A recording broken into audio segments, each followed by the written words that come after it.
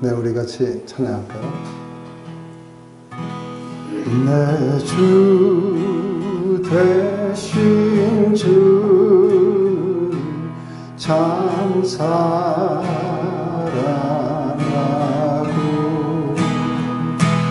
또 그에게 죄 다 고하리라.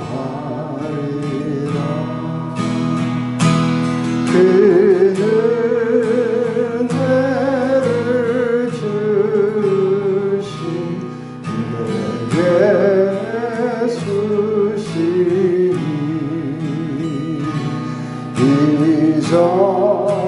이전보다 더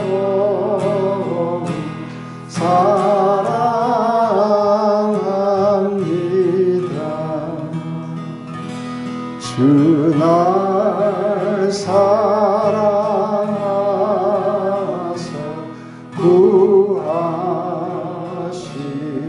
구하시려고 저 십자가 고난 당하셨도다. 그 가시관 쓰신 내 주의 혼이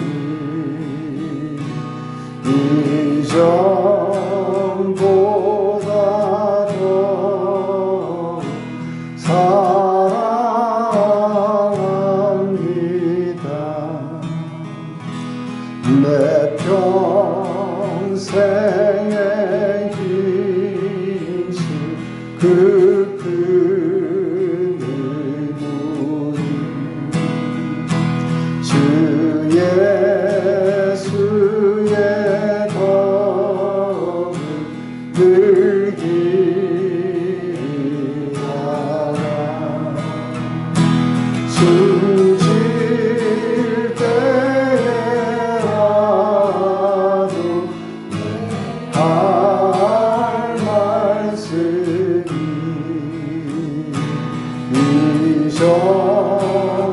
이전보다 더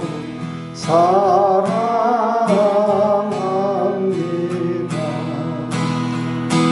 큰 영광의 구주 날 사랑하사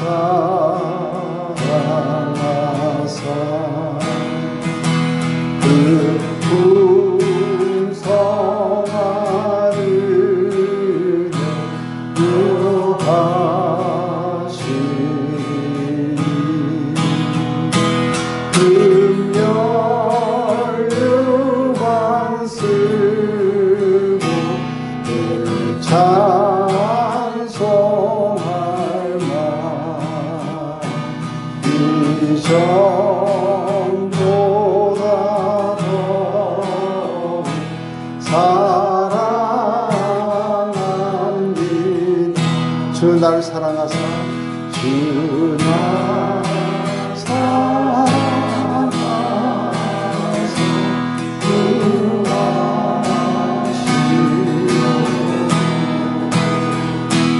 저 십자가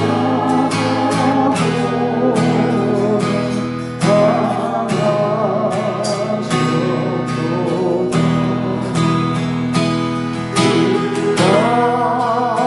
가시관 쓰신 내 주의 온이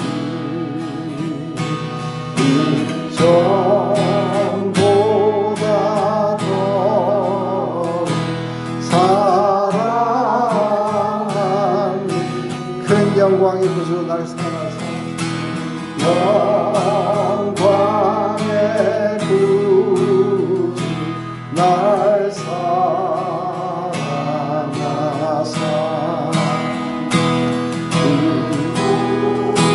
성한 은혜 더하시니 금열 유관 쓰신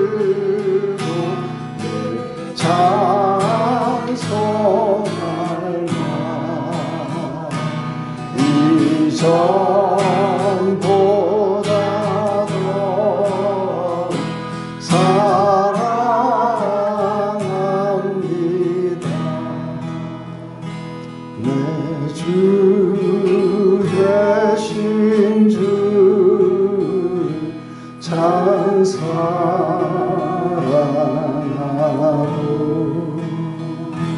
고 그에게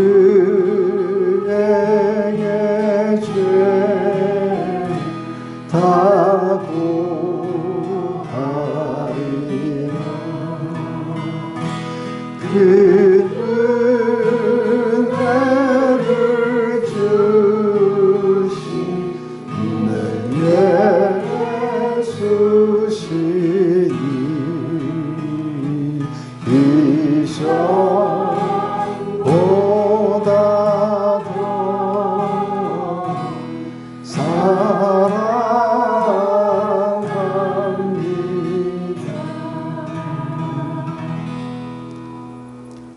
하나님, 늘 우리의 마음 속에서는 집을 떠나가기도 하고 또 집으로 돌아가기도 하는 것을 압니다.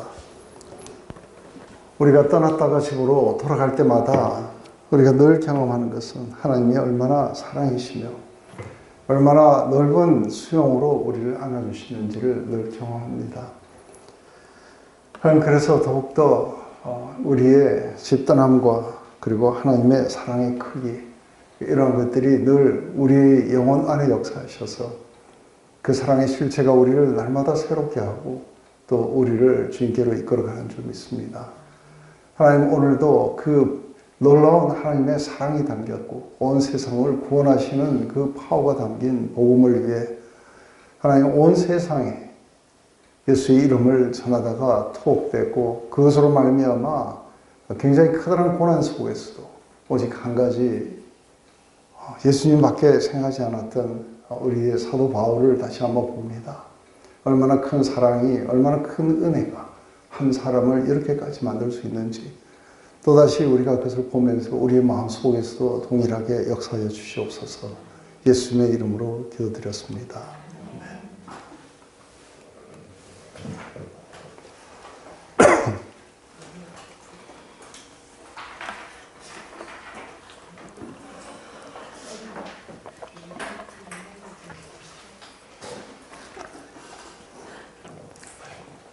네, 우리가 지난 시간에는 사도 바울이 어떤 결심으로 여기를 지금 들어가는지에 대해서 쭉 했습니다. 그 이유는 예루살렘 교회에 믿는 크리스천들, 그러니까 유대교에서 넘어왔던 이 믿는 크리스천들 안에서도 사실은 신학적으로 이게 잘 정립이 안 됐어요. 그래서 지금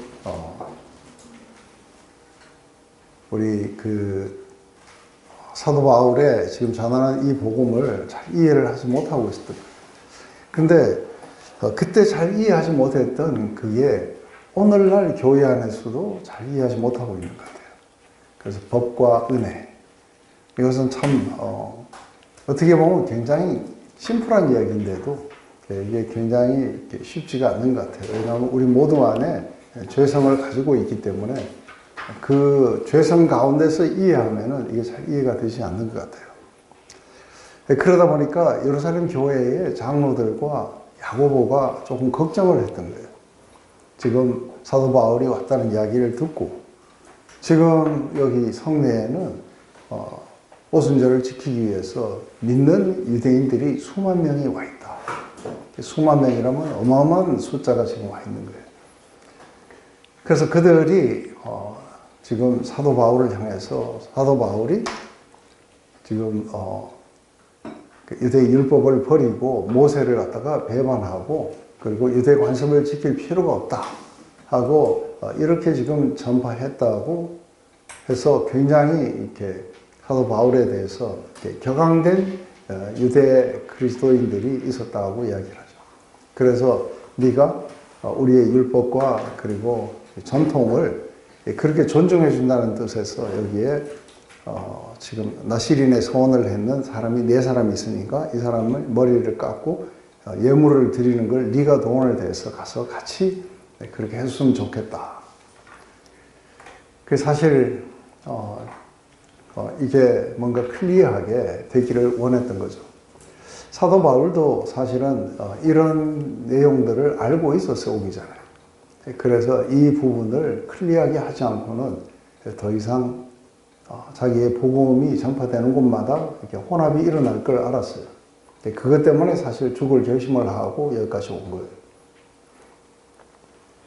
근데 이제 정작 그 문제는 이걸로서 이제 해결되느냐 했을 때 해결되지 않는 부분이 뭐냐면 안 믿는 유대인들이에요. 믿는 유대인들도 지금 율법 가지고 야단을 치고 있고 안 믿는 유대인들도 율법 때문에 사도 바울을 지금 공격하고 있는 거예요.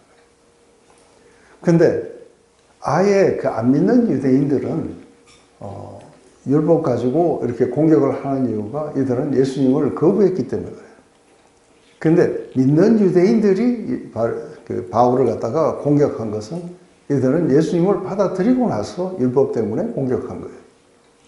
그래서 이 차이가 뭔지 이해되세요? 하나는 완전 율법주의고 하나는 반응적 율법주의예요. 이게 이제 차이가 이렇게 있는 거예요. 그래서 사도 바울은 이걸 알고 로마서 15장에 보면은 내가 지금 성도를 섬기는 일로 예루살렘으로 간다 했을 때 거기에서 유대인들의 환난으로부터 나를 보호해 주시고 이걸 안 믿는 유대인들이에요. 그리고 이렇게 가져가는 헌금이 예루살렘 교회에 믿는 유대인들에게 이게 받을 수 있도록 그들이 즐겁게 받을 수 있도록 기도를 해달라. 그들이 이거를 즐겁게 받을 수 없는 이유가 수만 명의 유대인들이 지금 사도 바울에 대해서 오해를 하고 있는 거예요.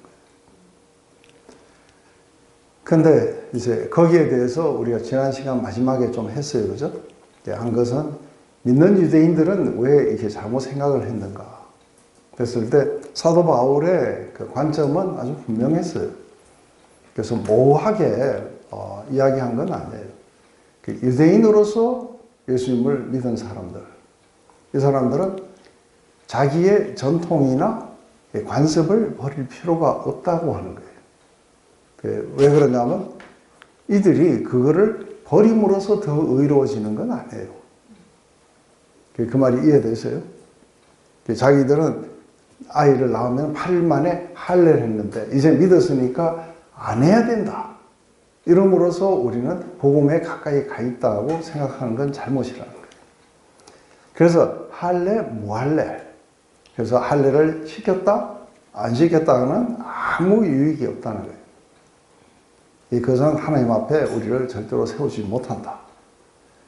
그런데 이것을 이제 이방인의 케이스에 할례를 안 하고 살았는데 그런데 유대인이 하는 걸 보고 할례를 했다고 한다면 그 할례를 하는 그 행위가 마치 구원의 조건 같고 하나님 앞에 자기를 의롭게 세우는 것처럼 느껴지는 거예요. 그거는 절대로 안 된다. 하나님 앞에 우리를 의롭게 세우는 것은 오직 그리스도 예수 안에 있는 구속 이외에 다른 게 없다. 그런데 유대인들은 여태까지 그렇게 쭉 살아왔는데 그 생활 방식을 바꾼다고 의로워지는 게 아니라는 거예요. 그래서 유대인으로 태어났으면 그냥 유대인으로 쭉 살아라는 거예요. 8일 만에 할례도 하고 너희들 그 전통도 지키고 그렇게 살아라는 거예요. 그리고 그 율법에서 이야기했던 이런 부분들을 이게 따르면서 살아라는 거예요. 그런데 문제는 그게 너희들을 하나님 앞에 의롭게 만들어주는 게 아니라는 것만 알고 그냥 너희들이 살던 대로 산다 이렇게 생각하라고 하는 거예요. 이방인으로 태어났느냐? 그러면 이방인으로 태어나갖고 억지로 유대인처럼 되려고 하지 말라는 거예요. 그래서 어떻게 살았냐? 할례 안 하고 살았다? 그냥 살아라는 거예요. 그리고 선지국 먹고 살았다? 그냥 먹고 살아라는 거예요. 그래서 이게 삶을 너희들의 이게 제가 그때 무슨 이야기를 했냐면 삼배 입고 장례를 치르다가 양복 입으면 더 의로워지는 게 아니라는 거예요. 그런데 사람들은 이 외형을 바꾸면은 의로워지는 줄 착각을 하는 거예요. 그래서 지금 이렇게 전파했는 사도 바울에게 그러면 사도 바울은 뭐냐 했을 때 자기는 유대인이라는 거예요. 유대인이기 때문에 어떻게 살아야 돼요? 유대인이기 때문에 유대인 전통을 따라 살면 돼요. 그래서 자기는 유대인 전통을 따라 살아요. 그런데 이방인 앞에 가면 어떻게 돼요? 이방인 앞에 가면 내가 유대인이기 때문에 이렇게 해야 되고, 이렇게 했을 때 이 사람들은, 이방인들이 이걸 보고 이게 구원의 조건인 줄 알고 착각할까봐 유대인처럼 산 거예요. 이방인처럼 살아버린 거예요. 그래서 내가 그리스도께서 나를 자유케 하셔서 법이 없는 자나 법 있는 자처럼 나는 살았다는 거예요. 그래서 사실 사도 바울에게는 이제는 뭐 유대 관습을 지켰다, 안 지켰다, 뭐 했다 이런 건 아무 의미가 없어요. 오직 사랑으로서 나타나는 믿음뿐이니라. 선생님, 그러면 그거는 이제 유대인의 경우인데 우리나라의 전통이라고 연결된 것들, 예를 들어서 설을 지키거나 추석을 하는 그런 거는 그걸 지키고 살면 되죠. 절하고요? 네? 절도 하고? 그게 이제 종교가 아닌 그냥 하나의 관습이면은 그렇게 지키고 살아라는 거죠. 근데 뭐 굳이 그거를 안 한다고 네가 더 어려워지느냐? 아니라는 거예요. 그래서 뭐 설에 무덤에 가가지고 뭐 그렇게 했다 그러면 그렇게 살아라는 거죠. 이쪽은 이쪽. 다만 한 가지 뭐예요? 그건 그냥 지금까지 살아오던 전통일 뿐인 거예요. 그건 구원하고 아무 관계가 없어요. 그런데 이제 만약에 그 전에 절에 자주 가셨어요. 절에 가고 기도. 그래서 쭉 그래 살아왔으니까 난 그렇게 살겠습니다. 그건 아니라는 거예요. 그거 말고는 그냥 원래 살던 대로 사시면 되는 거예요. 그래서 우리의 관습을 바꾸고 외적 행동을 바꿔갖고 의로워지는 건 아니라는 거예요. 그런데 바꿔야 되는 건 그런 게 아니라 성품이 바뀌는 거예요. 그렇지 외적인 관습을 바꾸는 건 행동을 바꾸는 건 아니다 하는 거예요. 이게 이해가 되세요? 근데 이 파트들을 이게 1세기 때는 굉장히 헷갈렸던 건 사실이에요.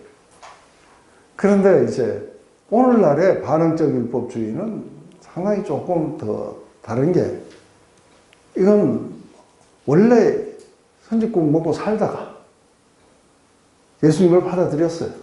그러다가 구약을 읽어보니까 피채 먹으면 안 된다 그래서 선지국을 안 먹으려고 하는 거예요. 이건 율법주의예요. 이해가 되세요?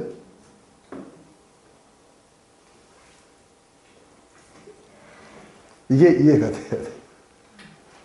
우리는 선지국 먹고 잘 살아왔었어요. 그러다가 예수님을 받아들이고 즐겁게 살다가 어쩌다가 구약을 읽으니까 피채 먹지 마라 하는 이야기 나오는 거예요. 그래서 피를 먹지 말아야 되는구나 해가지고 했을 때는 자기 신앙의 관점을 어디다 두느냐 하면은 율법에다 두는 거예요. 그래서 나는 이걸 먹던 거를 안 먹습니다. 그래서 먹던 걸 안 먹음으로써 의로워지냐면 no 하는 거예요. 그게 무슨 말인지 이해되세요? 네.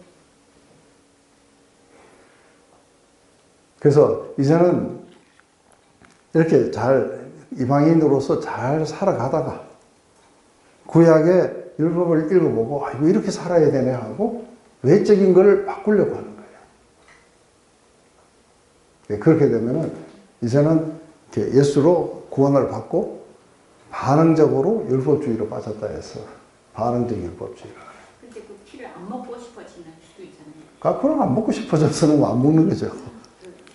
근데 유대인들이 그렇다고 해서 선지국을 먹었다고 죄 짓느냐 하면 그건 아닌데, 이 사람들이 선지국 먹으면은 죄를 짓는 것 같이 느껴지는데 먹으면 죄 짓는 거예요. 그게 로마서 14장이에요. 그 뭐든지 자기 양심에 꺼림직하게 그렇게 하고 먹기 시작한다든지 이렇게 되면은 믿음으로 산 게 아니기 때문에 그래요. 그걸 먹었기 때문에 죄를 낸 게 아니라 믿음으로 안 살았기 때문에 그런 거예요.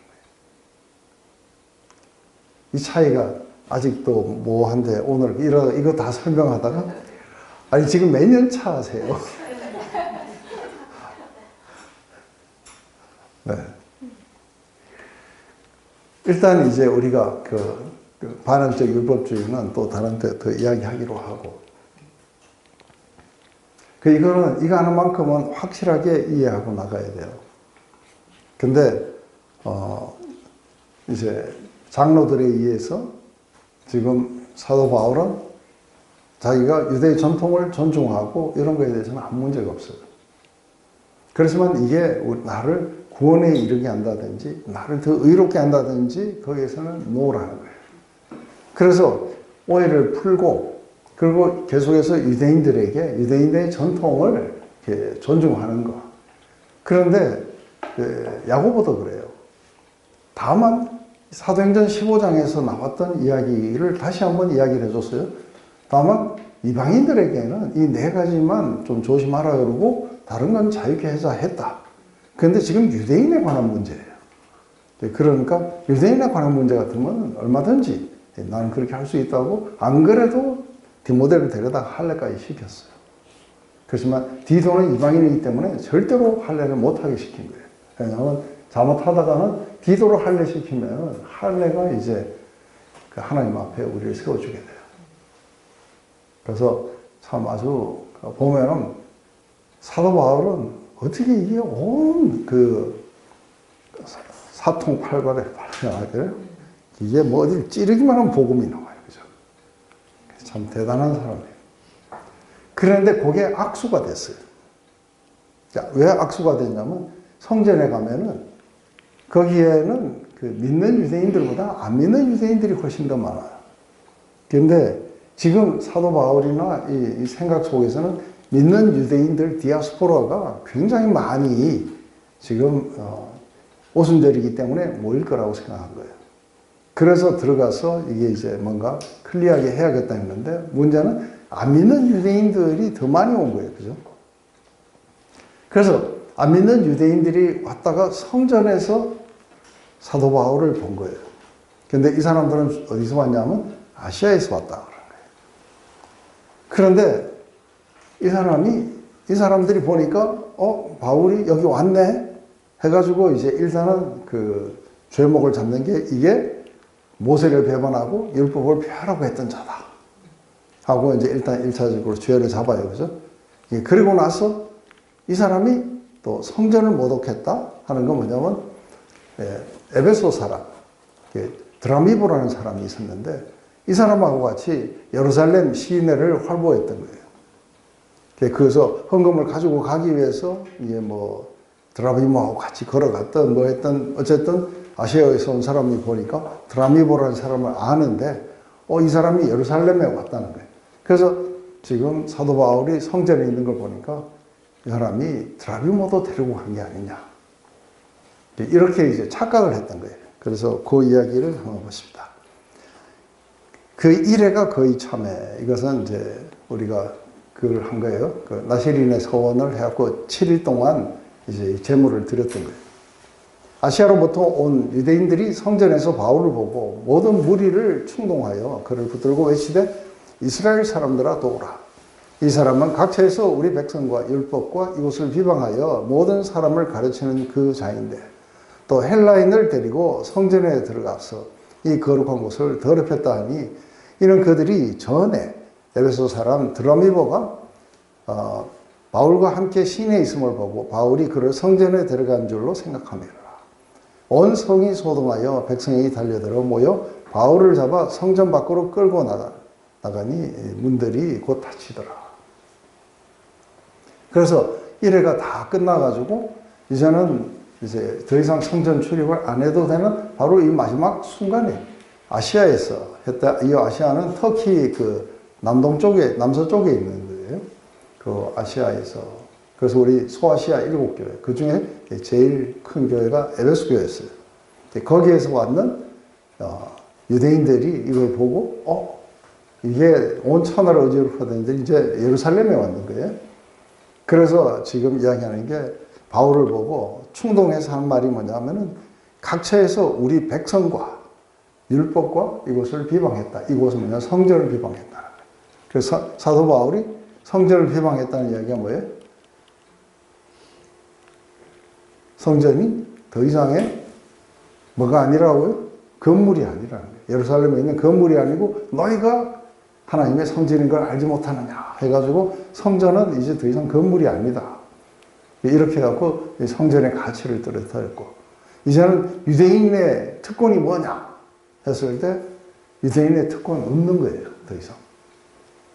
그런데 그 우리 로마서의 우리 3장에 보면 유대인의 특권이 뭐냐 했을 때 뭐라고 이야기를 하냐면 특권은 여러모로 많다는 거예요. 그 특권, 어떤 특권이 있었어요? 그렇죠. 이방인들은 하나님이 누군지 알지도 못할 때 유대인들은 하나님의 말씀을 맡았었다는 거예요.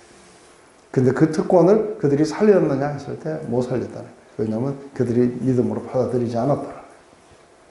그래서 이것은 우리 모태신앙의 특권이 뭐예요? 구원받을 수 있는 기회를 엄청나게 많이 받았다는 거예요. 그런데 불교 믿는 집안에 있는 아이들보다는 훨씬 더 구원에 가깝게 와 있었는데 그렇다고 해서 이들이 성실했느냐 하면 그렇지 않았다는 거예요. 그래서 이게 유대인들의 특권을 잃어버렸다고 해서 우리 민족을 비방했다. 그리고 이제는 율법을 지킬 필요가 없다고 이야기함으로써 율법도 비방하고 성전마저도 이 사람이 더 이상의 이게 성전이 아니라고 이야기했다는 거예요. 오해할 만하죠, 그죠? 그리고 헬라인을 데리고 들어왔는데 이게 뭐냐면 유대인들은 성전에 대한 굉장히 열심히 있었는데 성전이 이렇게 보면은 제일 외곽 뜰이 있어요. 거기를 이방인의 뜰이라 그래요. 여기에서 이제 뭔가 양이나 소나 이런 걸 팔고 이랬던 곳이에요. 이게 이방인의 뜰. 여기는 들어가도 괜찮아요. 그런데 이제 어디는 들어가면 안 되냐면 이방인들은 그걸 넘어서면은 여인의 뜰이 나와요. 이스라엘 여자들까지 들어갈 수 있는 곳인데 그리로 들어가면 폭동이 일어나요. 그래서 사실은 한번 그 로마 이 안에서 뭔가 문제가 생겨갖고 로마 병정이 그 안으로 들어갔다가 돌을 던지고 뭐 난리가 나가지고 폭동이 한번 일어난 적이 있었어요. 그러니까 거기에다가 이방인을 데리고 들어가는 것에 대해서 굉장히 경악하는데 사도 바울이 성전에 있는 걸 보고 이게 드라미보를 전에 시내에서 데리고 오더니만도 이게 지금 이 안에 들어갔다 나오는 거 아니냐 이래가지고 요거는 이제 오해인 거예요. 다 오해지만. 그래가지고 바울이 체포돼서 끌려나가요. 지금까지 오다가 수많은 성에서 네가 이렇게 될 것이라고 예상했던 대로 그 환난이 그대로 일어나게 돼요.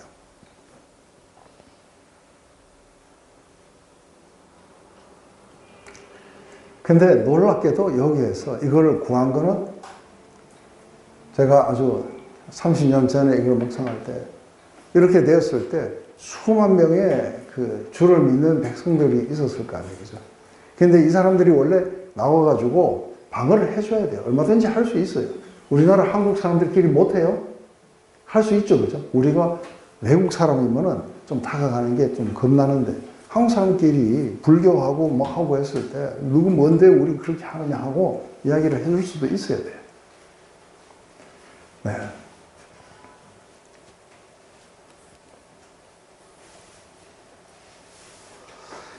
이제 그럴 때에 놀랍게도 사도 바울을 구한 게 로마 군인이에요.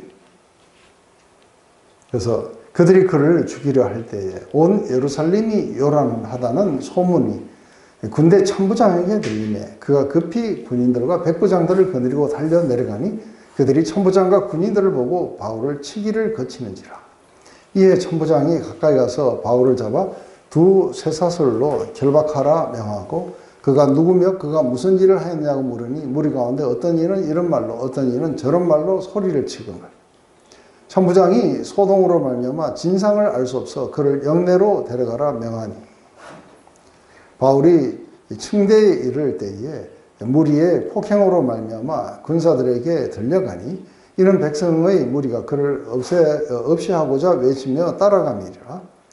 바울을 데리고 영내로 들어가려 할 그때에 바울이 천부장에게 이르되 내가 당신에게 말할 수 있느냐. 이르되 내가 헬라 말을 아느냐. 그러면 내가 이전에 소유를 일으켜 자객 4,000명을 거느리고 광야로 가던 애굽인이 아니냐. 바울이 이르되 나는 유대인이라 소읍이 아닌 길리기아 다소시의 시민이니 청컨대 백성에게 말하기를 허락하라 하니 천부장이 허락하거늘 바울이 층대 위에 서서 백성에게 손짓하여 매우 조용히 한 후 히브리 말로 말합니다. 지금 성전하고 바로 뒤에 뭐가 있었냐면 로마인들이 이게 지금 이렇게 성전에서 조금 떨어진 곳에 뭐가 있었냐면 안토니오 요새라고 이제 로마 군인들이 이게 예루살렘에 워낙이 많은 사람들이 왔다 갔다 하니까 원래 아까도 보면은 이렇게 성전 안에 경비병들이 있었어요. 그런데 이렇게 잡아갖고 끌고 나가니까 문을 닫아버린 거예요. 그래서 더 이상 성전을 더럽히면 안 된다 해서 성전 밖으로 나가라 하고 성전 문은 다 닫아버린 거예요. 그런데 지금 엄청나게 많은 사람들이 사도 바울을 끌고 가면서 이제 발로 차고 막 이렇게 하고 사도 바울이 좀 두드려 맞고 있어요. 그죠?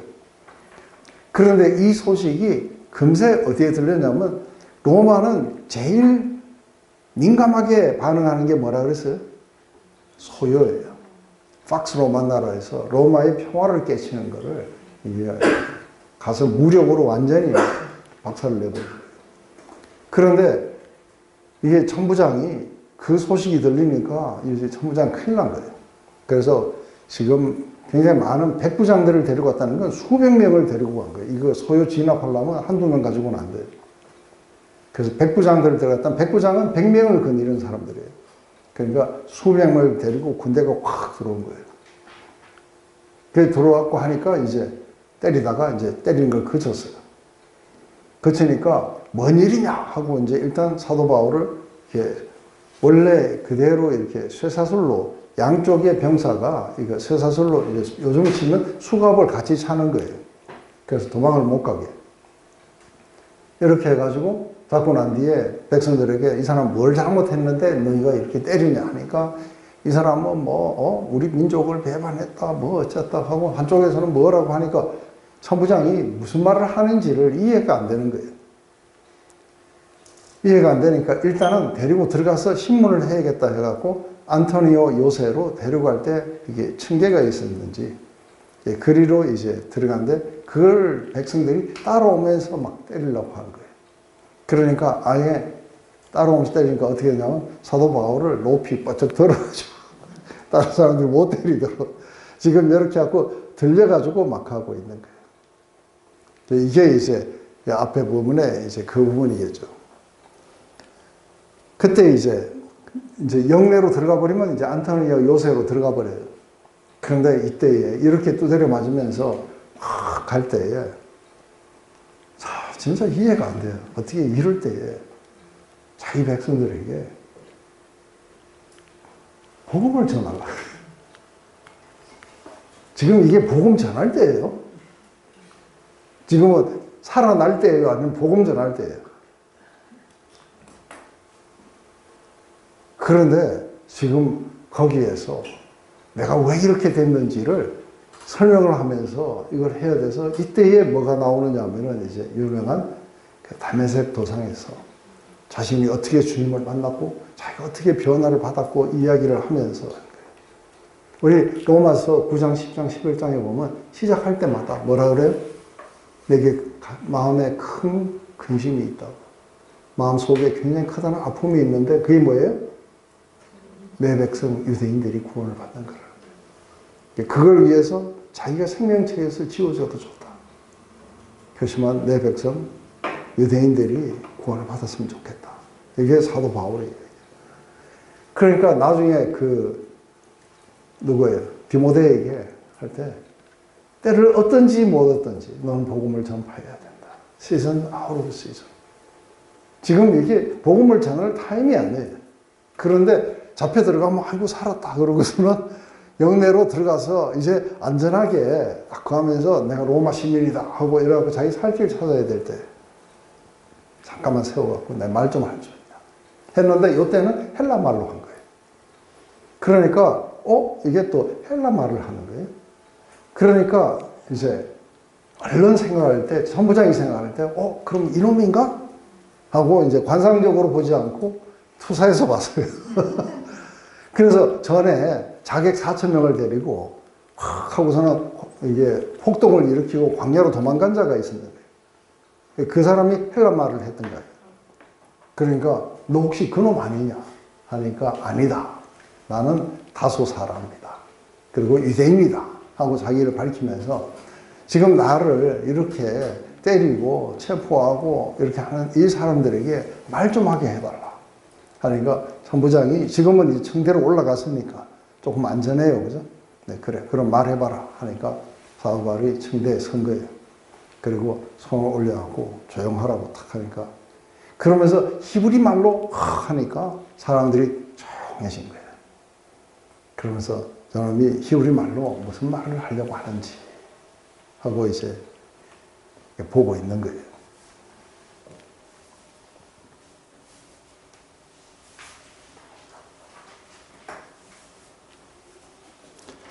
그러면서 이제 이야기를 하는 거예요. 부형들아. 내가 지금 여러분 앞에서 변명하는 말을 들으라. 그들이 그가 히브리 말로 말함을 듣고 더욱 조용한지라 이에 이르되 나는 유대인으로 길리기아 다수에서 났고 이 성에서 자라 가마리엘 문화에서 우리 조상들의 율법에 엄한 교육을 받았고 오늘 너희 모든 사람처럼 하나님에 대해서 열심히 있는 자라. 내가 이 돌을 박해하여 사람을 죽이기까지 하고 남녀를 결박하여 옥에 넘겼노니 이에 대제사장과 모든 장로들이 내 증인이다. 그러면서 자신이 먼저 누군지 나는 다수에서 났지만 나는 다수에서 자란 게 아니라 이 성 예루살렘에서 자랐고 그리고 산헤드린의 가장 존경받는 그런 율법학자였던 가마리엘 밑에서 내가 배웠다. 그래서 이건 대제사장 이건 지금 공회 사람들이 다 알아요. 왜냐하면 이 사도 바울도 공회 회원이었거나 아니면 적어도 그들의 가장 가까운 측근에 있으면서 스테반이 죽는 걸 갖다가 주도를 했던 거예요. 이게 다 아는 얘기야. 너희들도 알다시피 지금 대제사장과 모든 이 종교 지도자들이 내가 어떤 사람이었는지 안다. 그래서 가마리엘 문화에서 이걸 배웠을 뿐 아니라 내가 우리 민족에 대해서 도가 지나쳐서 이 도를 하는 건 이 기독교예요. 이 기독교를 믿는 사람들을 잡아 죽이기까지 이렇게 했었다. 그리고 많은 사람들을 옥에 넘겼던 사람이다. 하고 자기의 과거가 너희들과 똑같이 내가 어떤 열정으로 너희들보다 훨씬 능가하는 열정으로 내가 그렇게 살았던 사람이었다. 이거는 대제사장과 장로들 다 아는 사실들이다. 하고 이제 여기까지 이야기를 해주고 그 다음에 이제 자기의 결코 잊을 수 없는 다메섹 도상에서의 이제 만남을 이야기를 해줘요.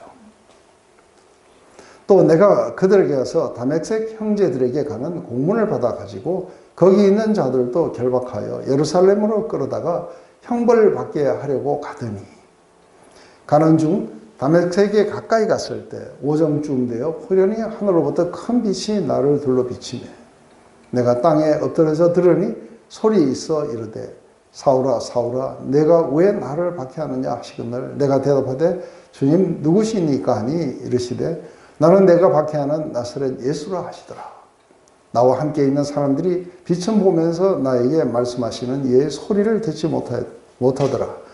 내가 이르되 주님 무엇을 하리이까? 주께서 이르시되 일어나 다메섹으로 들어가라. 내가 해야 할 모든 것을 거기에서 누가 이르리라 하시거늘 나는 그 빛의 광채로 말미암아 볼 수 없게 되었으므로 나와 함께 있는 사람들의 손에 끌려 다메섹으로 들어가노라.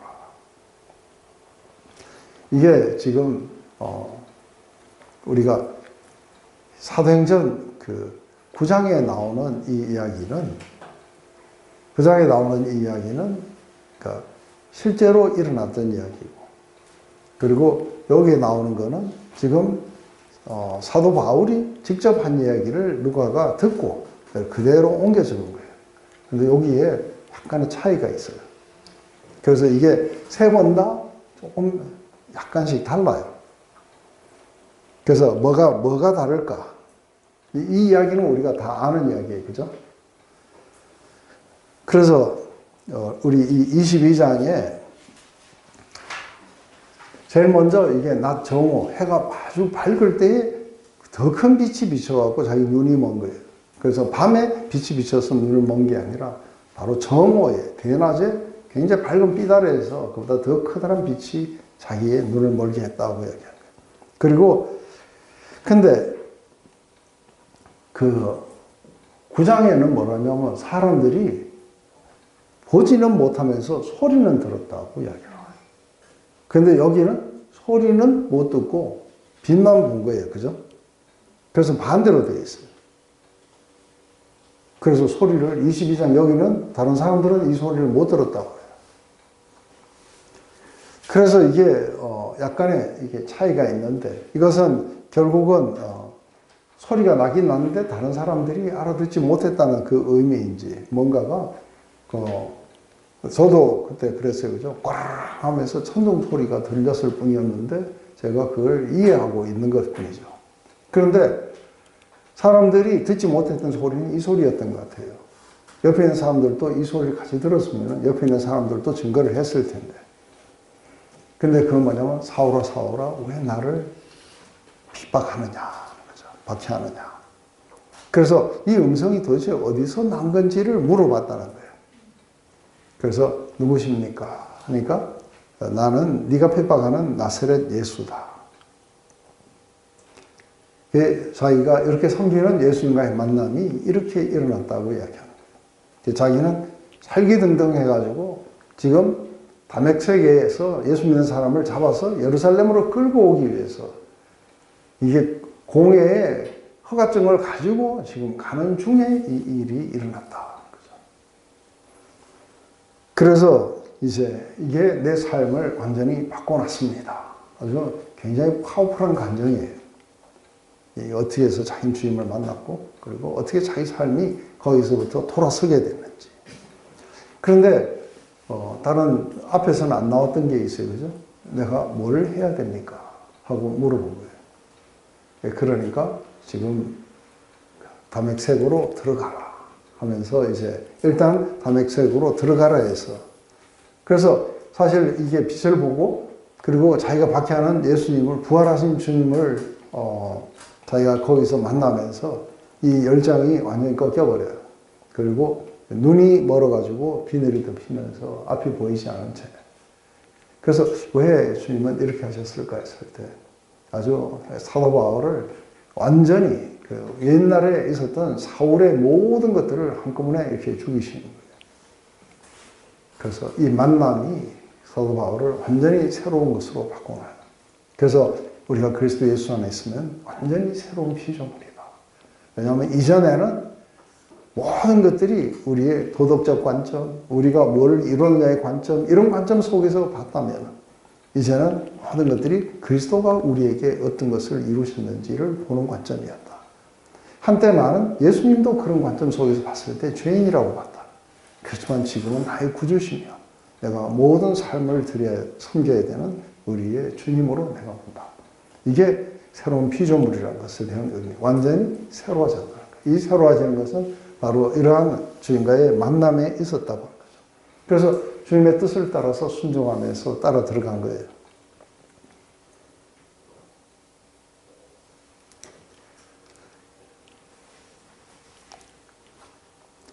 그래서 이제 율법에 따라 경건한 사람으로 거기 사는 모든 유대인들에게 칭찬을 듣는 아나니아라는 안이가 내게와 곁에 서서 말하되 형제 사울아 다시 보라 하거늘 즉시 그를 쳐다보아노라.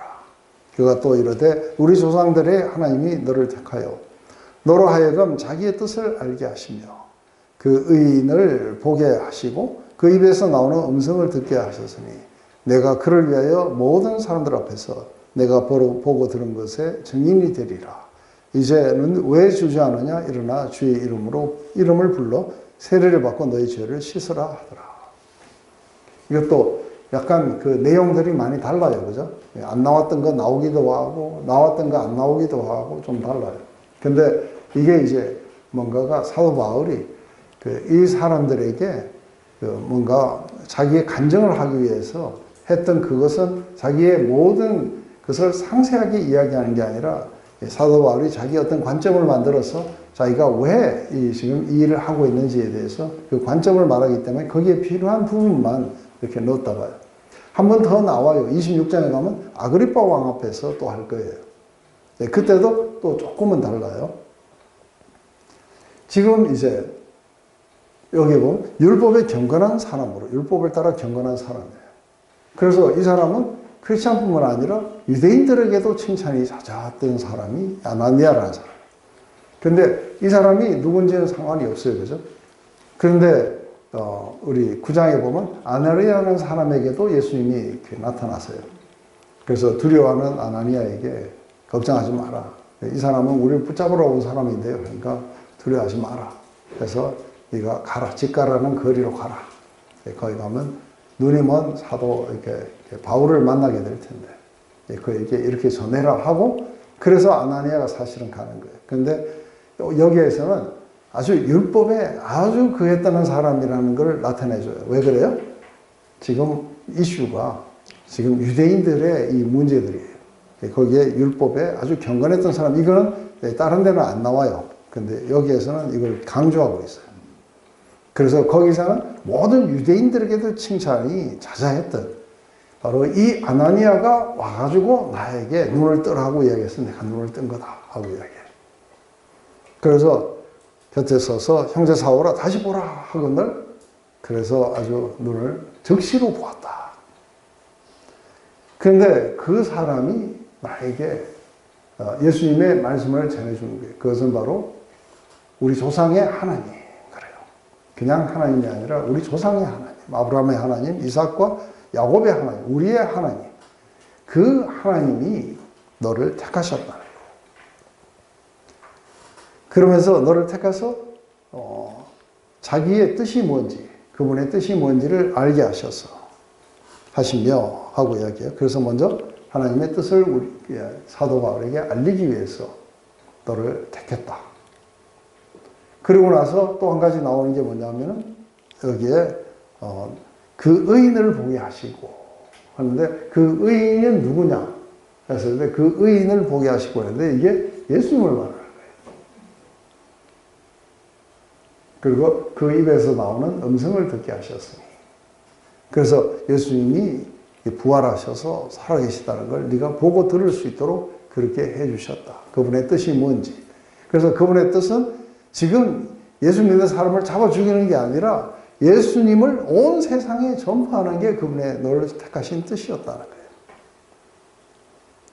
그래서 내가 그를 위하여 모든 사람들 앞에서 바로 예수님을 위해서 모든 사람들 앞에서 증인된 삶을 네가 오늘 보고 들은 것에 대한 증인의 삶을 살아야 된다. 그러면서 이제 왜 주저하느냐? 일어나서 그분의 이름을 부르고 그분을 너의 구주로 받아들이고 그리고 세례를 받아라. 그리고 너의 죄를 씻어라. 그래서 이제 세례를 받게 돼요. 그리고 성령으로 충만케 되었다고 9장에는 그렇게 나와요. 네, 우리 좀 쉬었다가 합시다. 근데 여기까지는 상당히 좋았어요. 모두가 숨을 죽이면서 듣는 거예요. 그런 일이 일어났구나 하는 거예요. 그 뭐 자기에게 일어난 이야기를 이야기하는 거는 별 문제가 안 되는 거예요. 근데 유대인들이 다시 폭동이 일어난 건 요 말 때문에 그래요. 그래서 이 말에 뭐가 문제가 되는지 한번 보세요. 후에 내가 예루살렘으로 돌아와 성전에서 기도할 때에 황홀한 중에 봄에 주께서 내게 말씀하시되 속히 예루살렘에서 나가라.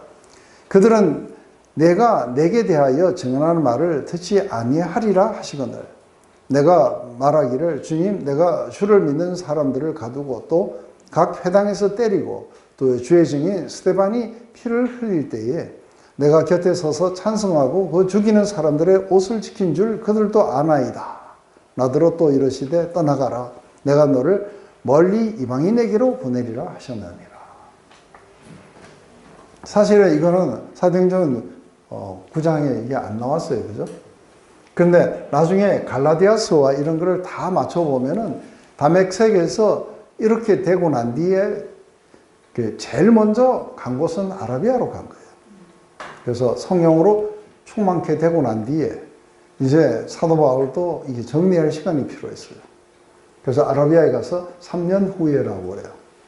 그래서 아라비아에 가서 자기가 알던 이 구약을 다시 읽어본 거예요. 읽어보니까 전부 다 부활하신 이 예수님을 증언하고 있다는 것을 전부 다 알았는 거예요. 그래서 사실은 여기에서 이게 복음이 계시가 된 거예요. 그래서 이게 우리가 구약을 가지고 복음을 가르칠 수 있다는 게 이해가 되시죠, 그죠? 구약이 원래 이 말이었구나. 이게 자기들이 잘못 알고 있었구나 하는 것을 이게 알게 된 거예요. 그래서 이 사도 바울은 어디로 다시 돌아갔냐면 다메섹으로 다시 돌아간 거예요. 거기에 돌아가서 거기에서 예수님을 믿는 사람들을 이제 예수를 믿어야 된다고 하면서 이거를 오히려 거꾸로 이제 예수를 박해하러 왔던 사람이 이제는 예수님을 전하기 시작한 거예요. 그러자 다메섹에 있던 유대인들이 소동이 일어나가지고 그래서 광주리로 타고 다메섹 성 밖으로 달아내려가고 도망을 쳤어요. 그러고서는 어디를 갔느냐 했을 때 이때는 이제 예수님을 만난 지 이미 3년이 지났을 때예요. 이때에 다시 예루살렘을 방문한 거예요. 그런데 예루살렘을 방문했는데 사도들하고 자기가 많은 교제를 못 나눴다고 이야기해요. 왜 그러냐면 사도들로부터 이게 복음을 들은 줄로 아는데 그게 아니라 자기는 주님으로부터 직접 이걸 계시를 받은 것이라고 하는 이것에 대해서 주장을 하기 위해서 이제 거기에서 야고보와 그리고 베드로 이외에 다른 사람은 내가 만나지 못했다는 거예요. 15일을 유했다고 이야기해요. 15일 동안 있었는데 성전에서 기도할 때에 했는데 실제로 이게 보면은 우리 사도행전 9장에 보면은 이게 뭔가 유대인들의 반응이 심상치 않았고 형제들이 급히 이게 가이사라로 보내가지고 거기서 배를 타고 다소로 갔었어요. 그런데 사도 바울이 여기에서는 자기가 기도하는 중에 일어났던 이야기를 말해요. 그 일어났던 이야기는 이거 뭐냐면 여기서 지금 떠나가라고 말하는 거예요. 그 이유가 뭐냐면 네가 나에 대해서 증언하는 것들을 여기에 있는 유대인들은 듣지 않을 거라고 이야기하는 거예요. 그러니까 거기에 대해서 사도 바울은 굉장히 열정에 사로잡혀 있었던 거예요. 그래서 자기가 가장 그들 편에 있다가 돌아섰기 때문에 그들에게 말해주고 싶은 거예요. 왜냐하면 그들이 지금 구약을 잘못 알고 있고 예수님에 대해서 잘못 알고 있기 때문에 이거를 바꿔주고 싶어 하는 거예요. 그래서 주님, 내가 얼마나 그 예수 믿는 사람을 잡아 죽이고 또 스테반의 이야기나 이런 모든 것에서 내가 얼마나 열정을 보였던 사람들인 줄 그들도 알고 있는데요. 하고 이제 사도 바울이 반론을 해본 거예요. 그래서 내가 이렇게 했는데 그들이 내 말을 안 듣겠어요? 하고 이게 이제 사도 바울의 생각이었어요. 근데 예수님은 아니, 그들은 네가 하는 말을 듣지 않을 것이다. 그러면서 여기서 속히 떠나가라 하고 뭐라고 하냐면 내가 너를 이제 이방인에게 보내겠다. 왜냐하면 이들은 하나님의 말을 안 들을 거라는 거예요. 그래서 내가 너를 이방인에게로 보낸다. 이 말에 분노한 거예요. 자기들은 말을 안 듣고 이방인들은 들을 것이다. 이 말에 이제 분노가 일어난 거죠. 이게 이제 사실이었지만 이들은 하나님이 자신들에게 말씀하실 때에 자신들은 안 듣고 이방인들이 듣기 때문에 이방인들을 보냈다 하는 이제 이 말이 자기가 이해가 되지 않는 것이겠죠. 이 말하는 것까지 그들이 듣다가 소리질러 이르되 이러한 자는 세상에서 없어버리자 살려둘 자가 아니라 하여 떠들며 옷을 벗어 던지고 티끌을 공중에 날리니 천부장이 바울을 영내로 데려가라 명하고 그들이 무슨 일로 그에 대하여 떠는지 알고자 하여 채찍하며 신문하라 한대. 가죽줄로 바울을 매니 바울이 곁에 서 있는 백부장이 이르되 너희가 로마 시민 된 자를 죄도 정하지 아니하고 채찍질을 할 수 있느냐 하니 백부장이 듣고 가서 천부장에게 전하여 이르되 어찌하려 하느냐 이는 로마 시민이라니 천부장이 와서 바울에게 말하되 내가 로마 시민이냐 내게 말하라 이르되 그러하다. 천부장이 대답하되 나는 돈을 많이 들여 이 시민권을 얻었노라. 바울이 이르되 나는 남에서부터라 하니 신문하려던 사람들이 곧 그에게서 물러나고 천부장도 그가 로마 시민인 줄 알고 또 그 결박한 것 때문에 두려워하니라. 이튿날 천부장은 유대인들이 무슨 일로 그를 고발하는지 진상을 알고자 하여 그 결박을 풀고 명하여 제사장들과 온 공회를 모으고 바울을 데리고 내려가 그들 앞에 세우니라. 여기까지 듣다가 갑자기 유대인들이 이제 이방인대로 가라 했다 하는 이 말을 듣고 이제 그러니까 이 유대인들이 이해하지 못했던 건 뭐냐면 이방인들이 여기에 포함이 된다는 것에 대해서 사실은 처음에 예루살렘 교회도 이해하기가 좀 어려웠어요. 사마리아인들이 들어온 것까지는 그래도 좀 사마리아에서 하나님의 말씀을 받았다 해가지고 이걸 했는데 나중에 고넬료가 그렇게 했다 했을 때 교회 안에서 반발이 일어났어요. 그죠? 할례를 받지 못한 사람들을 하느냐. 이 과정이 참 어려웠어요. 그럴 정도로 가는데 이방인들이 이 안에 포함이 된다는 것이 1세기 때는 굉장히 어려운 그 부분이었어요. 왜냐하면 이방인들이 유대인이 되고 나서 구원을 받아야 된다고 생각을 했기 때문에 이방인들에게 직접 가서 그들이 하나님이 직접 그렇게 이들을 갖다가 구원해 주시는 것, 그분의 백성으로 삼는 것에 대해서 이들은 선민의식이 없어지는 거예요. 자기들은 특별한 백성이라고 했는 게 이제 다 사라져 버려요. 이것 때문에 이들은 굉장히 경황을 한 거예요. 그래서 이 세상에서 없어버려야죠. 이게 살려둘 자가 아니다 하고 이제 이런 이야기를 한다고 해서 자기하고 다른 종교적인 신념이나 뭔가 생각이 다르면 이제 죽이려고 하는 것이 인간의 아주 이렇게 심리예요. 그죠? 그러면서 쇼를 하는 거예요. 옷을 벗어 던지면은 그러면 맨몸으로 그러는 거예요. 그리고선 티끌을 공중에 날리면서 뭔가 굉장히 소란한 듯이요. 그러자 천부장이 천부장은 지금 이해할 수 없어. 이들이 뭐 때문에 이러는지. 그러니까 데리고 들어가서 우선 채찍질 해갖고 신문을 해서 이거는 이제 로마가 쓰던 수법이에요. 지금 니들이 무슨 죄로 고발했냐니까 이 말 저 말 하니까 이게 지금 이 사람들하고는 이야기가 안 되겠다니까 그러면 사도 바울을 매로 때려가지고 네가 무슨 짓을 했는지 해라.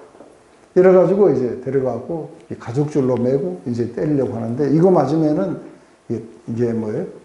발길이 당하는 거하고는 달라요. 그건 완전히 온 살이 다 찢어지고 이제 난리가 나는 거예요. 근데 바울이 이런 채찍을 갖다가 맞고 이러는 거에 뭐 그렇게 그거 하진 않아요. 왜냐하면 이거를 40에 하나 감한 이 태형을 5번이나 맞았다고 이야기해요. 그런데 이제 여기에서 이게 쓸데없이 맞는 거예요. 그죠? 그러니까 이제 이게 로마 군인들이에요. 로마 군인들이니까 내세울 수 있는 게 뭐냐면 내가 로마 시민이라고 하는 거예요. 그런데 로마 시민을 재판 없이 정당한 재판 절차 없이 이렇게 결박하거나 아니면 채찍질하거나 이런 건 다 불법이에요. 로마 시민이라는 게 그만큼 이제 한 부분이겠죠. 그러니까 이제 드디어 본인이 미리 처음부터 로마 시민이라 했으면은 좀 더 이렇게 간편하게 갔을 텐데 바울은 자기가 로마 시민이라는 걸 처음부터 안 밝히고 처음에는 사람들에게 복음을 전할 수 있는 기회를 이렇게 얻었다가 다시 영내로 들어가서 채찍을 맞는다는 건 불필요한 거예요. 그러자 이제 나는 로마 시민이다 하고 이야기를 하니까 다들 이제 벌벌 떠는 거예요. 그래서 즉시 이제 풀어줘야 되는 거예요. 근데 풀어주는데 지금 밖으로 보낼 수는 없어요. 그죠? 이게 무슨 죄를 지었는지 밝히고 나서 풀어줘야 돼요. 그래서 일단 채찍을 면하게 돼요. 그러고 나서 이제 도대체 이게 뭔 일인지를 알아야 되기 때문에 이제 이게 천부장이 공회를 소집해요. 그래서 산헤드린. 근데 이게 어떻게 되냐면은 이게 산헤드린이라는 이 공회는 여기에서 사실 로마가 무슨 권한까지 줬느냐면 재판 권한까지 줬어요. 그래서 이들이 사형 선고도 내릴 수 있어요. 근데 집행은 안 돼요. 집행은 로마가 하게 돼요. 예, 거기까지 선고까지는 할 수 있어요. 그래서 이제 그러면 너희들 문제니까 너희들이 선고를 해봐라 해가지고 했는데 바울은 로마 시민이기 때문에 이게 위로 대법원까지 상고할 수 있어요. 그래서 산헤드린에서 사용 그러더라도 로마가 사용을 못 시켜요. 왜냐하면 로마 시민이기 때문에. 그래서 황제에게 호소하면 최종 결정은 황제에게까지 가도록 로마 시민의 이제 권리가 그렇게 있었던 거죠. 그런데 1차적으로 지방법원인 산헤드린에서 이 사람이 무슨 죄를 지었는지부터 알아야 돼요. 그래서 공회를 갖다가 소집하고 그 앞에 사도 바울을 세운 거예요. 이게 이제 지금 산헤드린 이 공회 앞에서 서서 사도 바울이 이제 하게 되는 거예요. 참 혼자서 엄청나죠, 그죠?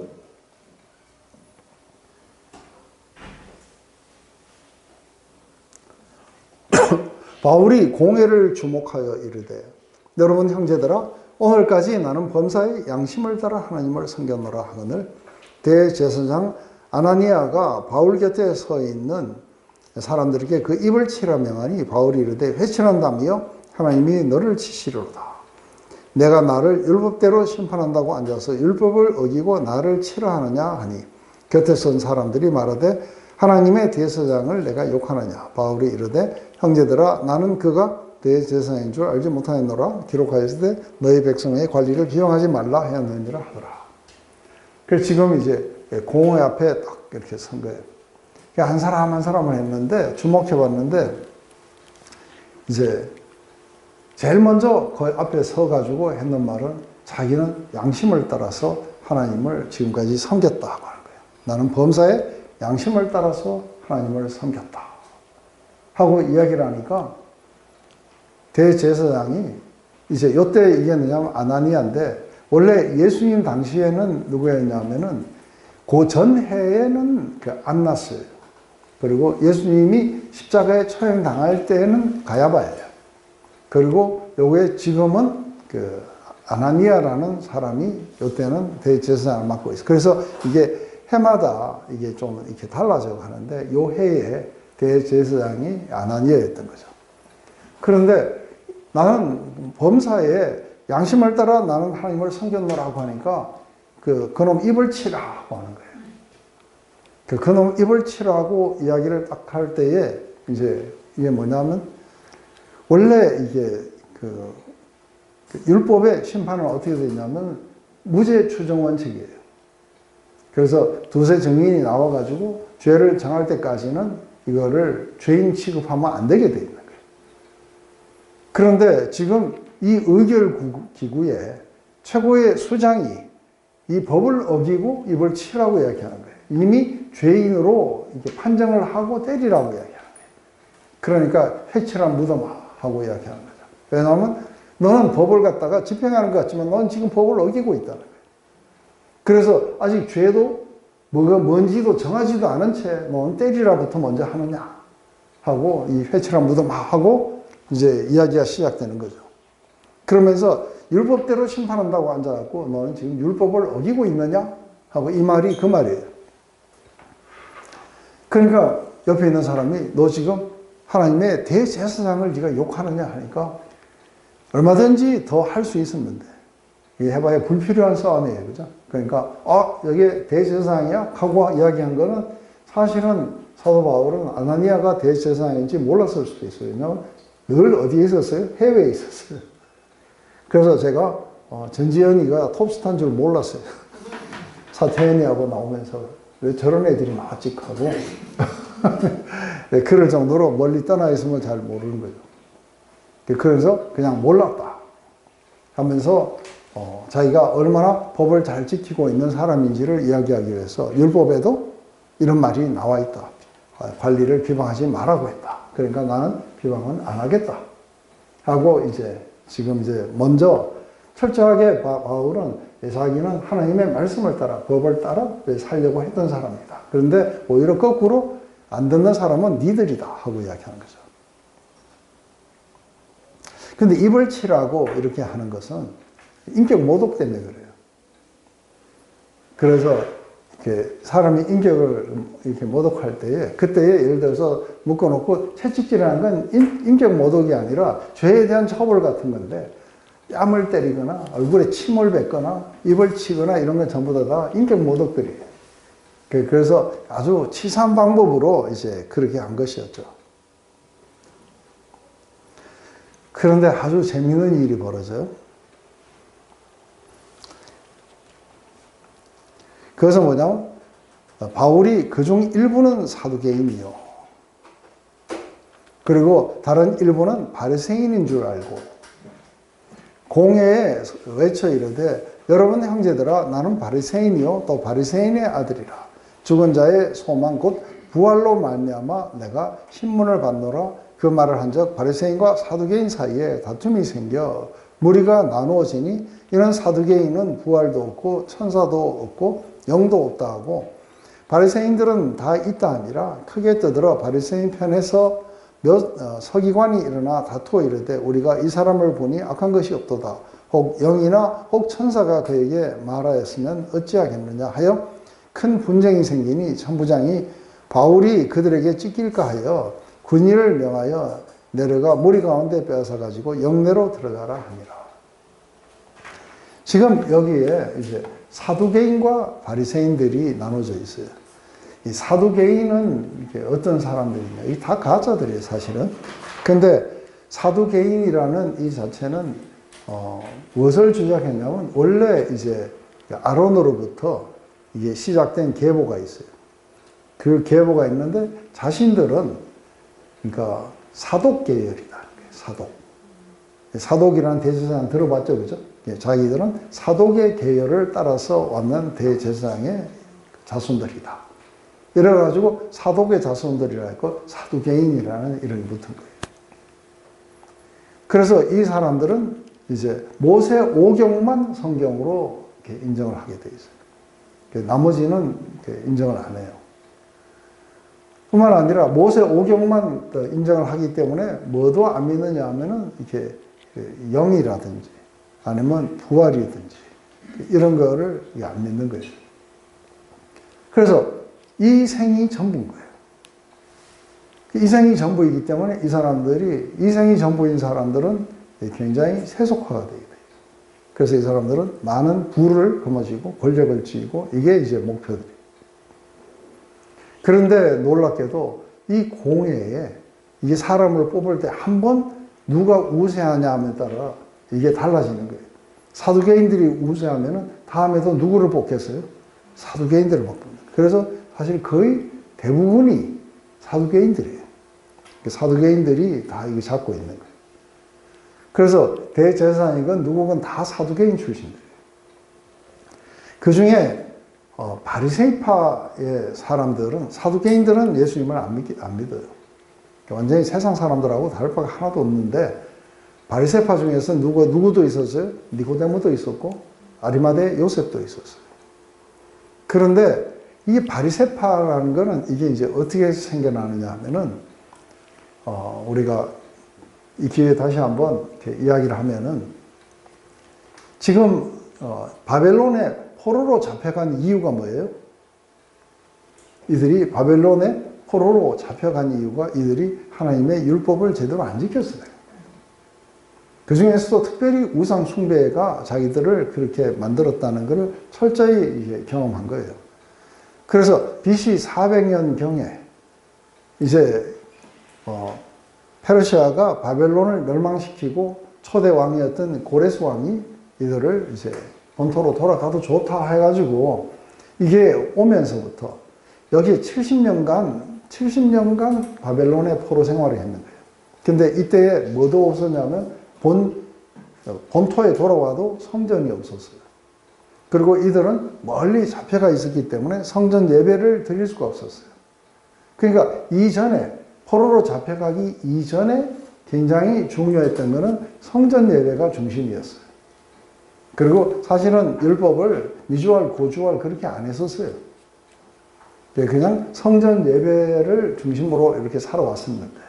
그래서 우리 역대하 7장에 가면 성전을 완공하고 난 뒤에 나오는 이야기는 이 백성들이 어떻게 율법을 제대로 잘 지켜야 되는지 이런 이야기가 아니고 이들이 죄를 범했다가도 이 성전에 와서 죄를 고백하면 하나님은 용서하시고 포로로 잡혀갖고 멀리 가고 난 뒤에도 이 성전을 향해 기도하면은 하나님이 들어주시고, 그리고 백성들을 이 땅을 고쳐주시고, 그렇게 해달라고 하는 그 기도가 아주 굉장히 길게 이렇게 나와요. 가장 중요한 건 성전 예배였어요.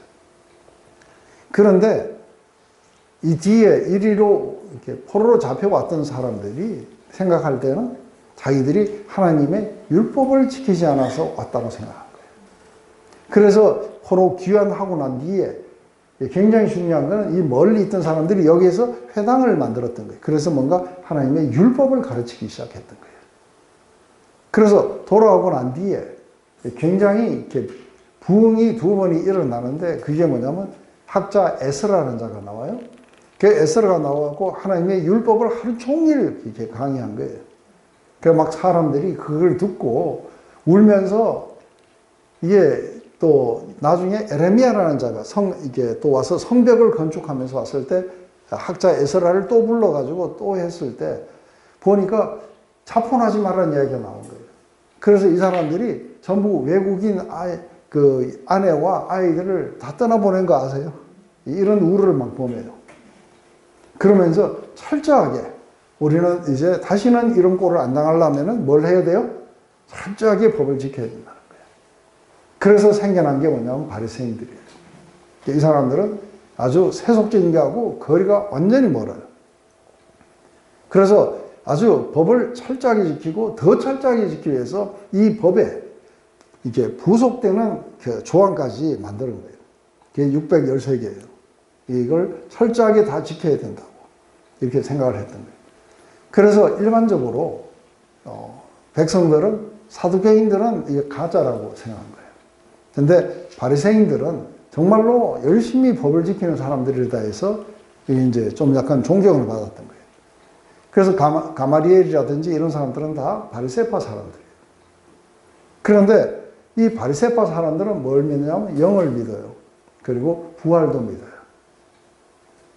그런데 사도 바울이 잡혀온 이유가 뭐예요? 그리스도의 죽으심과 부활을 이야기하는 거예요. 사두개인들은 말도 안 되는 이야기인데, 그런데 바리새인들은 그 부활을 갖다가 사실은 믿는데, 그런데 이들이 부활이 있다는 걸 믿지만 예수님의 부활을 믿은 건 아니에요. 그런데 얼마나 웃기냐면은 나는 바리새파의 아들이다 하고 이야기하는 거예요. 사도 바울이. 한번 봐봐요. 지금 이제 형제들아, 나는 바리새인이요 또 바리새인의 아들이라. 그러면서 내가 잡혀온 이유가 뭐냐면 죽은 자의 부활, 이거를 믿었다고 잡아왔다는 거예요. 그래서 이게 내가 신문을 받았다. 그래서 자기는 바리새파의 아들이고 내가 부활이 있다는 이야기를 했다고 나를 잡아왔다고 하니까, 바리새파들이 지금 잡아온 이유가 뭐예요? 이 사람이 지금 율법을 어기고 예수를 믿었기 때문에 잡아왔는데, 이제 이건 사라져요. 사라지고 나서 바리새파 아들, 우리 당이네. 우리 당이네. 이렇게 딱 되니까 그다음부터 진영 논리가 바뀌기 시작해요. 그러면서 이 사람이 뭐가 잘못했느냐? 부활이 있다는 거 니들 안 믿지? 우리는 믿어. 그런데 이게 진리야 하고 이제 이게 바리새파들이 바울 편 들기 시작해요. 이 둘이가 여기를 잡아온 이유는 바울이 예수를 믿는다고 해갖고 그거를 복음을 전한다고 잡아와 놓고는 막상 바울이 이렇게 하니까 바리새파의 아들이라고 이야기를 하니까 싹 달라져 가지고 지금 그렇게 하는 거예요.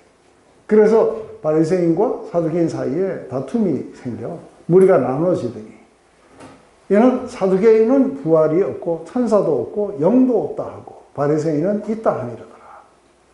크게 뜨들새 바리새인 편에서 몇 서기관이 일어나. 이 사람들은 아주 굉장한 이게 율법 학자들이에요.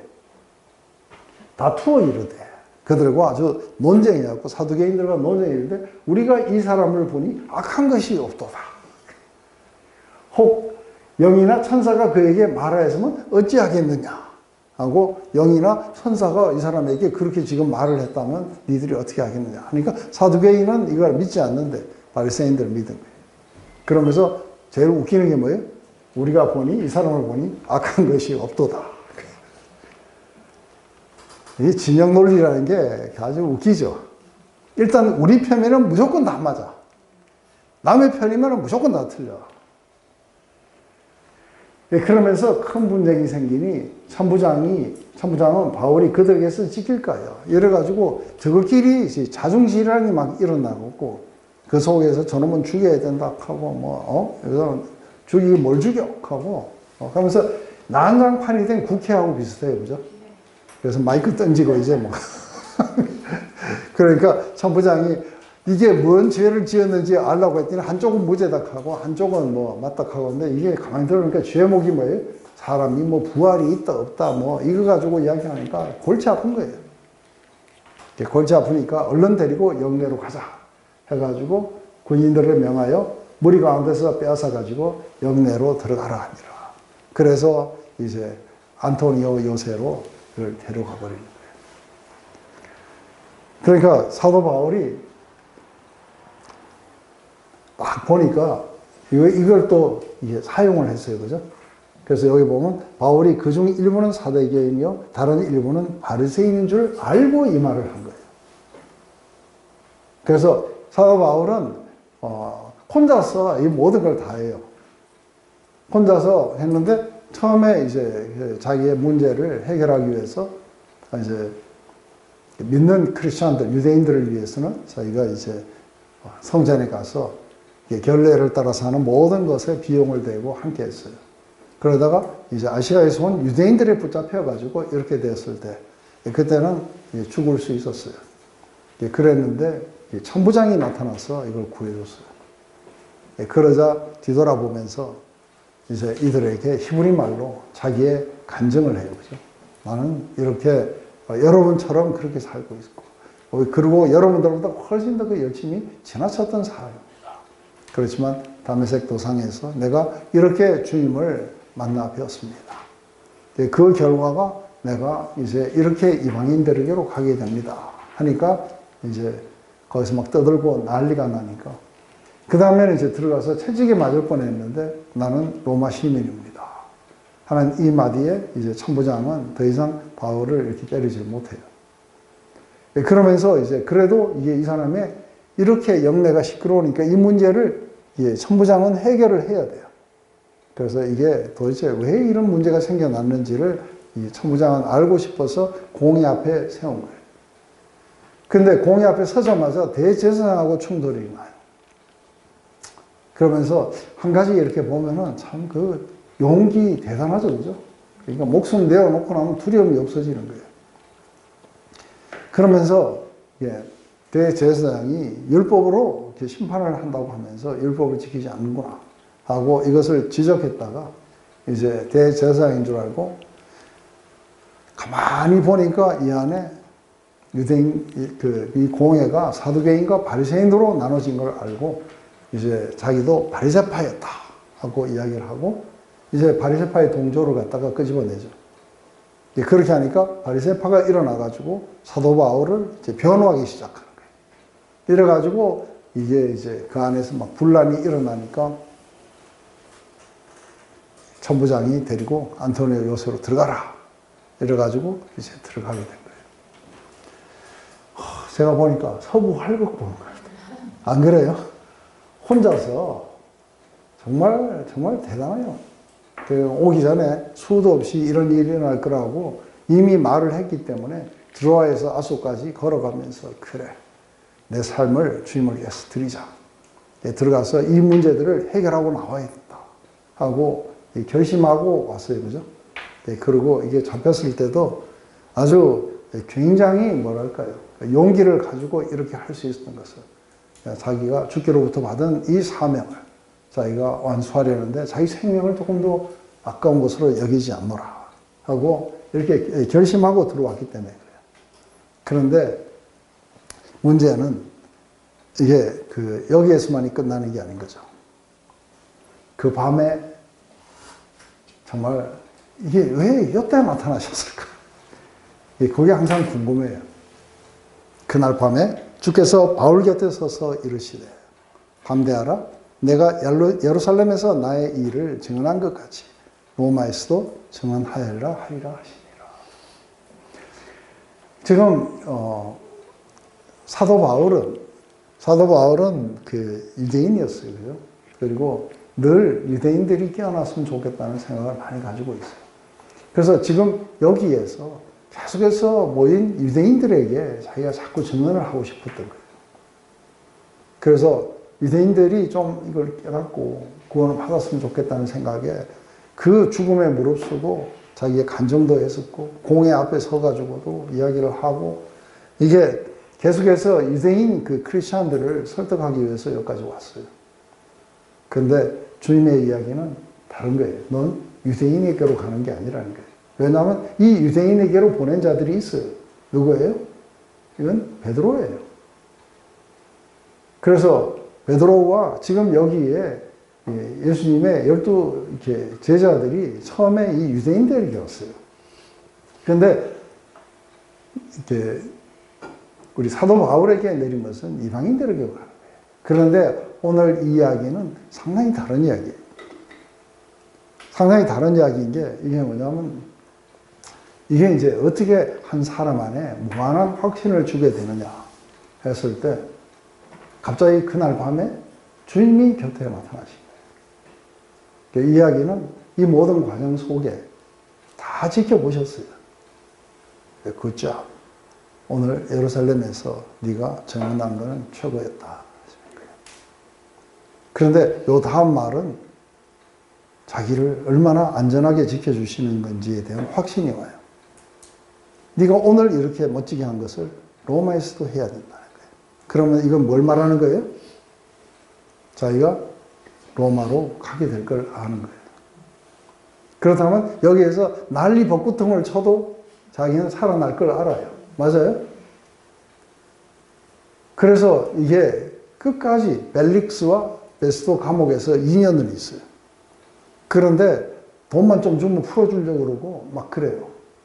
그런데도 자기는 로마로 가야 되는 걸 알아요.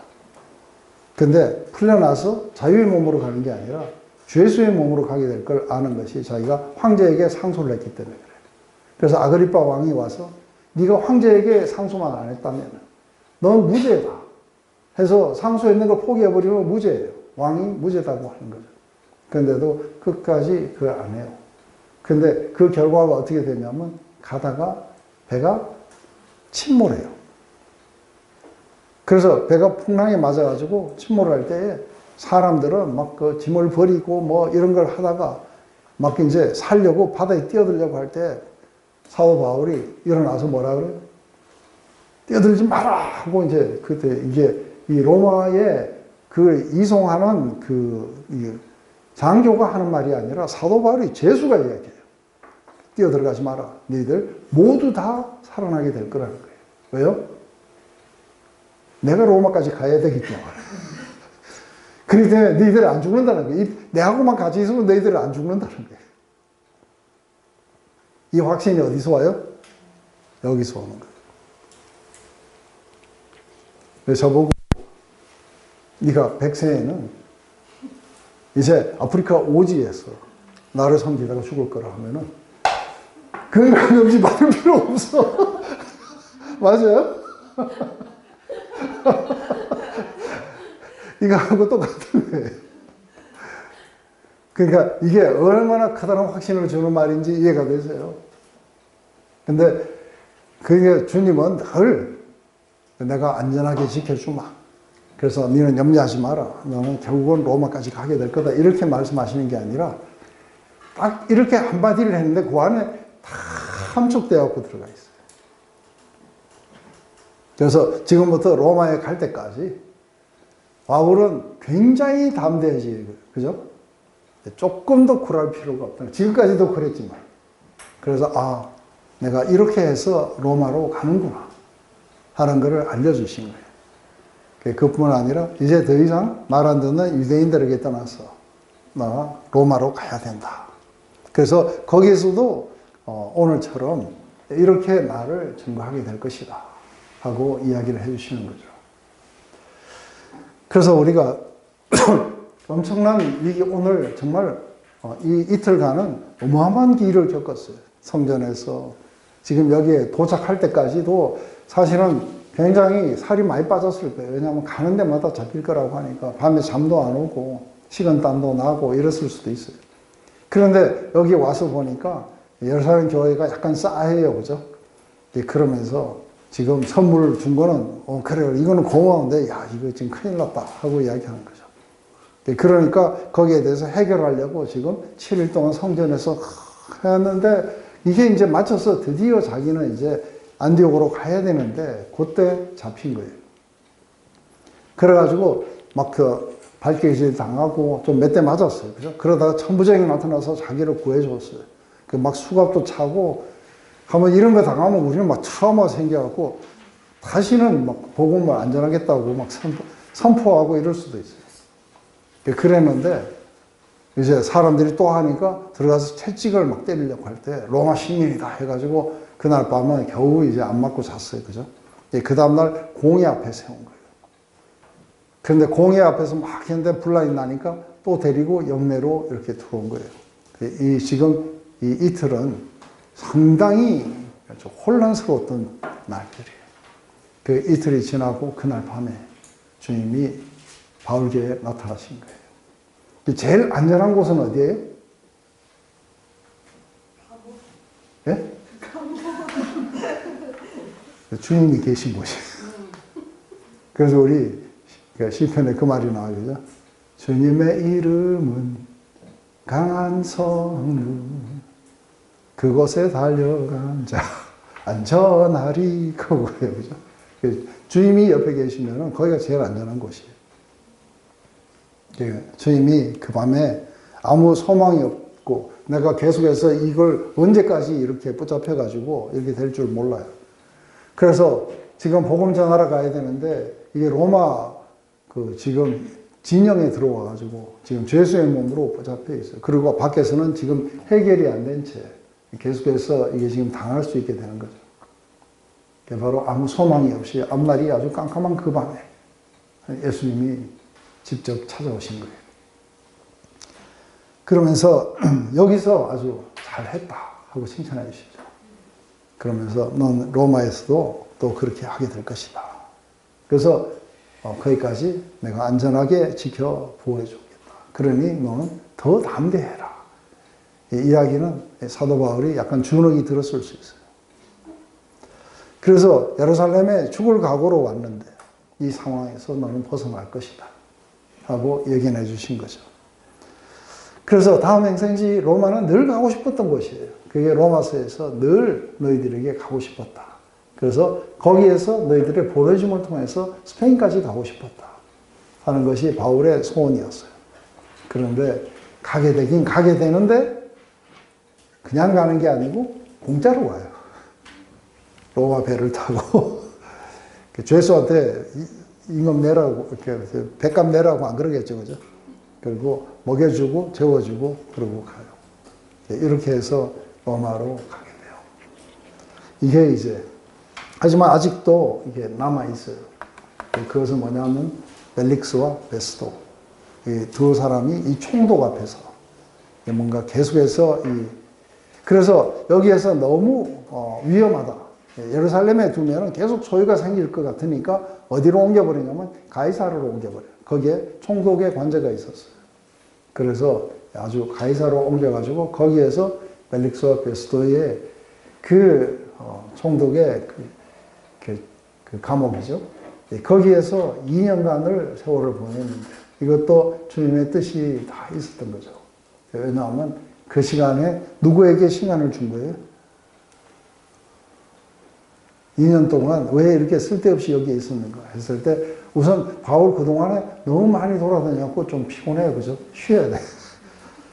그래서 바울에게는 쉼을 줬지만 또 누구에게는 더 좋은 걸 주신 거예요. 그게 바로 여기까지 신실하게 따라와서 바울이 죽을 때까지 따라다녔던 누가에게 누가복음을 쓸 수 있는 모든 자료들을 거기서 직접 생생하게 다 조사를 하는 시간들이 있습니다. 왜냐하면 자기도 감옥에 들어가 있을 수는 없으니까. 그래서 한 번씩 접견을 했지만 자기는 바울 곁에 남아서 바울을 변호하기 위해서 모든 자료들을 다 뽑아가지고 우리에게 아주 소중한 누가복음을 써준 것이죠. 그래서 참 하나님이 이렇게 뭔가 하라 했을 때 우리 그 말이 생각나요. 그러니까 우리 그 사람 누구예요? 그 리빙스턴인가요? 리빙스턴. 그 사람이 했는 유명한 말이 뭐예요? 네? 그렇죠. Man shall not die until his work has done. 인간은 하나님 주신 그 사명을 다할 때까지는 절대로 죽지 않을 거라고 합니다. 제가 늘 이 말씀을 하고서는 건강검진 받고 멋져.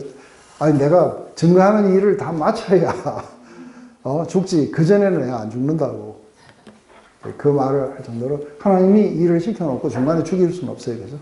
하나님이 우리에게 어떤 목적을 만들어 놓고 그 중간에 우리를 갖다가 상실한다든지 그렇게 하는 건 하나님의 뜻이 아닌 거예요. 그날까지 여러분들을 지켜주실 거예요. 아멘? 자, 기도하고 마칠게요. 하나님 오늘 이렇게 사도 바울의 투어, 혼란 이것에 대해서 우리가 들어봤습니다.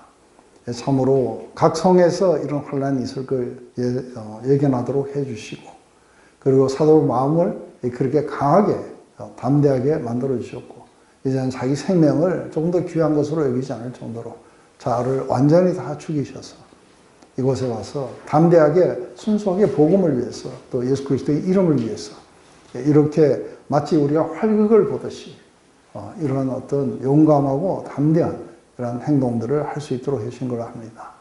하지만 거기에 더욱더 달리는 말에 채찍을 가하듯이 그렇게 오늘 잘했다고 말씀하시며 그에게 나타나셔서 또 로마에서도 이렇게 해야되리라 하는 주님의 그 임재의 그런 경험은 사도 바울에게 말할 수 없는 큰 위로가 되었을 줄 믿습니다.